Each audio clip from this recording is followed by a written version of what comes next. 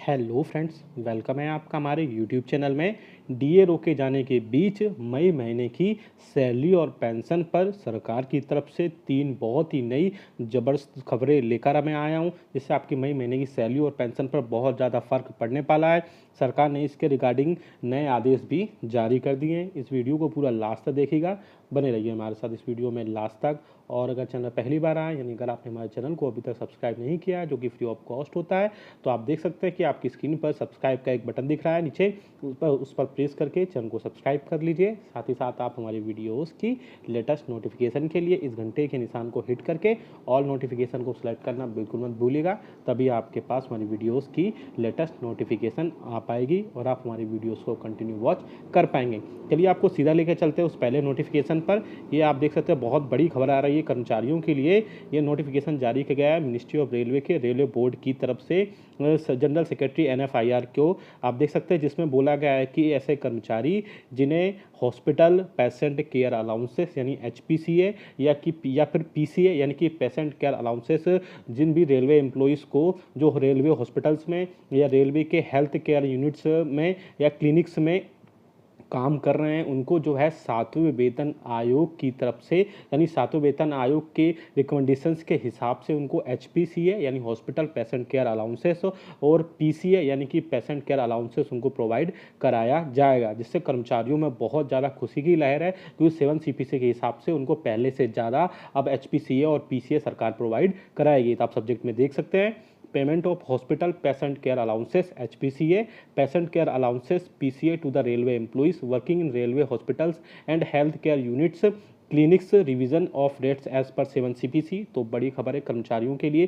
कि अब उनको, सभी कर्मचारियों को रेलवे में जो रेलवे के HPCA जिन्हें या फिर PCA जो प्रोवाइड कराया जाता है सरकार की तरफ से, उनको 7वें वेतन आयोग के हिसाब से अब वो प्रोवाइड कराया जाएगा, जिससे कर्मचारियों की सैलरी में काफ़ी हद तक बढ़ोतरी होगी।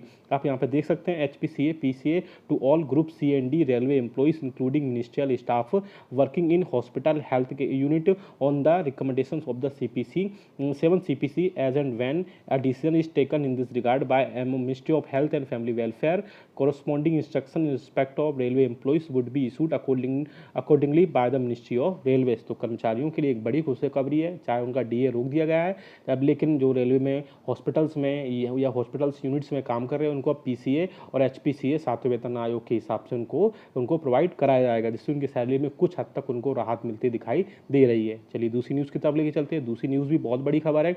अगर आप इस साल रिटायर हो रहे हैं तो आपके लिए ये बहुत बड़ी खबर होने वाली है। आप देख सकते हैं दूसरे न्यूज़ में, आप इस साल रिटायर हो रहे हैं तो आपके लिए बहुत ही राहत की खबर है।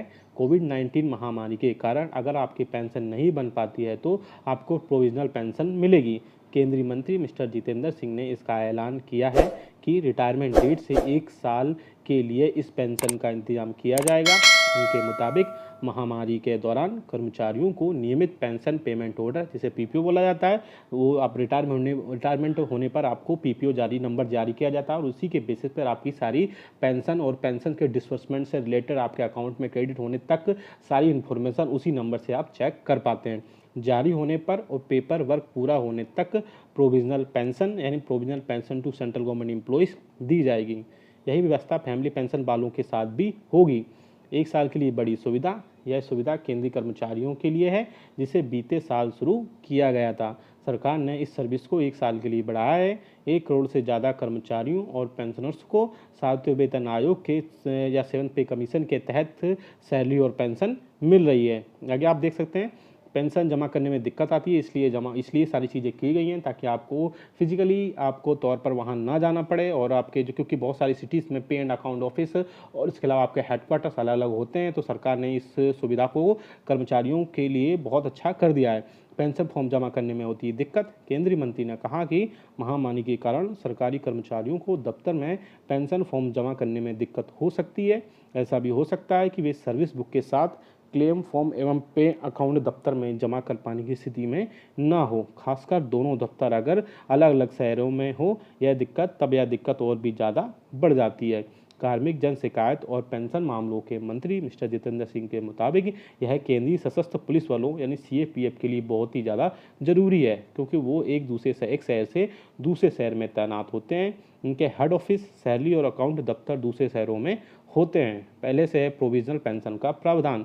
एजी ऑफिस ब्रदरहुड के पूर्व अध्यक्ष हरिशंकर तिवारी ने बताया कि प्रोविजनल पेंशन पहले भी मिलती रही है। किसी सरकारी कर्मचारी के रिटायरमेंट होने पर उसे प्रोविजनल पेंशन दी जाती है। यह पेंशन उनकी लास्ट ड्रॉन सैलरी पर बनती है। वास्तविक पेंशन और प्रोविजनल पेंशन की रकम में कोई ज़्यादा खास अंतर नहीं होता है। जारी रहेगी पेंशन। कार्मिक मंत्रालय ने कहा है कि कोविड-19 के दौरान रिटायर होने वाले केंद्रीय कर्मचारियों को पेंशन पेमेंट आदेश यानी पेंशन पेमेंट ऑर्डर जारी होने और दूसरा पेपर वर्क होने तक अस्थायी पेंशन की रकम मिलना शुरू हो जाएगी, जिससे कर्मचारियों को किसी भी टाइप से कोई भी दिक्कत का सामना नहीं करना पड़ेगा। चलिए नेशनल न्यूज़ की तरफ लेके चलते हैं। नेशनल न्यूज़ आ रही है, आप देख सकते हैं national federation of Indian railway man की तरफ से यानी NFIR की तरफ से जारी किया गया नोटिफिकेशन है। मिस्टर पीयूष गोयल जो कि रेलवे मंत्री है, उन रेलवे मिनिस्टर है, उनको एक रिक्वेस्ट की गई है कि जो एम्प्लॉयज़ कोविड-19 में पेंडेमिक में काम कर रहे हैं उन सभी को, रेलवे एम्प्लॉयज़ को, उन सभी को कोविड-19 अलाउंसेस सरकार की तरफ से प्रोवाइड कराया जाना चाहिए। आप हमें कमेंट करके ज़रूर बताएं कि आपके हिसाब से कितना होना चाहिए, कितना परसेंट होना चाहिए। हालांकि हम आपको बताएंगे इसमें किन्होंने कितने परसेंट रिक्वेस्ट की सब्जेक्ट में आप देख सकते हैं। Grant of covid allowances to the railway employees performing duties एमिड covid pandemic second wave. आप देख सकते हैं यहाँ पे the railway minister is aware that the railway employees belonging various categories including supervisor, safety, non-safety, railway doctors, paramedical staff, serving retired sanitization staff etc. have been performing duty with devotion to ensure a smooth supply of essential goods besides availability of oxygen to COVID-19 patients in the country. The railway staff are performing duties during this crisis period, battling deadly virus infection fear. They deserve to be motivated to maintain their high morale, as many railways employees have lost their lives on account of COVID-19 infections acquired in the course of performing duties. आगे आप देख सकते हैं NFIR क्या propose कर रहा है।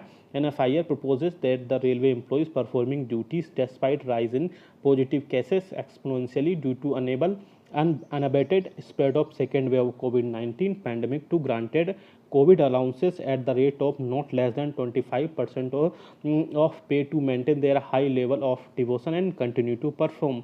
Federation also mentioned that some state government have already announced COVID allowances to their employees. तो आप देख सकते हैं कि 25% तक के लिए डिमांड कर रहे हैं या रिक्वेस्ट कर रहे हैं सरकार से कि उनको 25% तक कोविड अलाउंसेस सरकार उनको प्रोवाइड कराए। और उन्हें ये भी मेंशन किया है फेडरेशन ने कि बहुत सारे स्टेट गवर्नमेंट जो हैं वो अभी उन्होंने ऑलरेडी कोविड अलाउंसेस जो है उनके एम्प्लॉयज़ के लिए लागू भी कर दिया है, जिससे कर्मचारियों को एक मोराल मिलता है, एक मोटिवेशन मिलता है काम करने के लिए। तो अब इसका जो भी अपडेट आएगा वो तो हम अपडेट कर ही देंगे।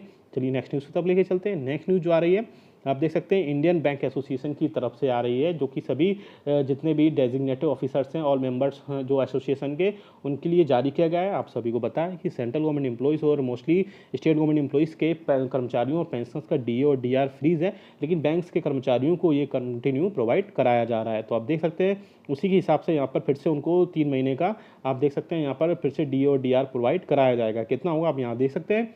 In terms of clause 7 of the 11th bipartite settlement dated 11/11/20 and clause 3 of the joint note dated 11/11/22, the rates of DNS allowances payable to workmen and officer employee for the month of May, June and July 2021 shall be 25.69% of pay, while allowing the DNS allowances payable decimals from third place में please be ignored। यानी कि मई, जून और जुलाई 3 महीने के quarter में मई, जून और जुलाई 2021 के लिए 25.69% सभी बैंक के कर्मचारियों और ऑफिसर्स को ये प्रोवाइड कराया जाएगा।